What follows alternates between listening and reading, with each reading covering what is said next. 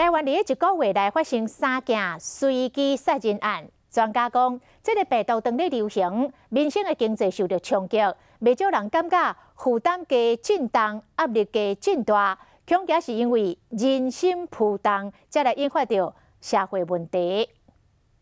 骑摩托车沿路回去找，然后就看到我弟躺在路边，然后他已经过世了。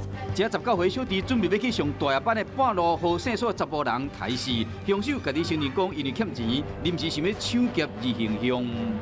凭什么我们就白白让你这一条人命白白在你手上？倒下班的计程车司机伫顶卡伫行。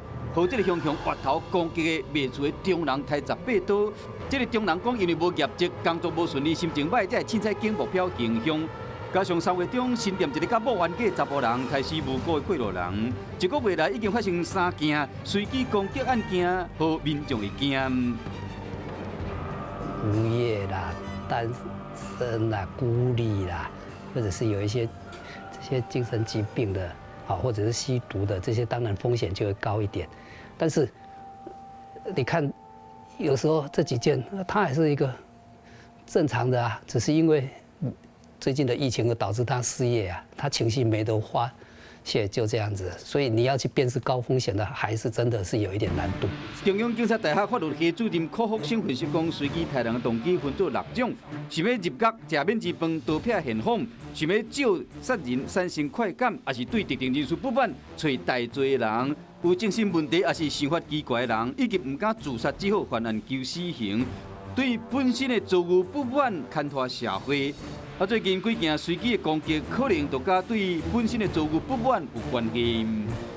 所以在面临这种经济压力之下啦，它很容易产生一些负面的情绪。这个就我们犯罪学有一个叫一般紧张理论了。那这些负面的情绪如果没有一个好的疏解的话，就很容易。 产生这些犯罪行为。开始有影，台湾地疫情影响下，目前有将近15000人被绑无薪假，瞬间无收入。สวัสดีค่ะ ไม่ทราบว่ามีอะไรให้รับใช้หรือเปล่าคะ 用泰国话甲共乡的问好，为泰国寄来台湾15年的这个王妈妈，离婚后一个人饲2个囡仔，就伫宜港的中人公司上班，协助泰文的翻译。 不过，为3月19起，外国人袂使入境，业务受到影响。公司伫4月7日开始放无薪假。他说：“妈妈，你要休到什么时候啊？”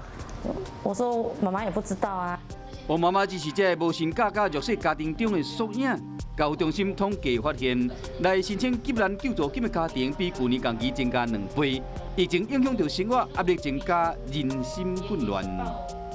我们应该会要有一种长期抗战的心理准备，然后要保持有信心、耐心务必要养成一些比较好的一些生活习惯、舒压方法，包括运动啦，包括做腹式呼吸啊。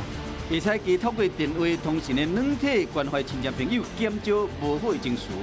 更加的其实，虽然即马是疫情期间，大家必须要保持社交距离，不过千万唔通互心冒距离。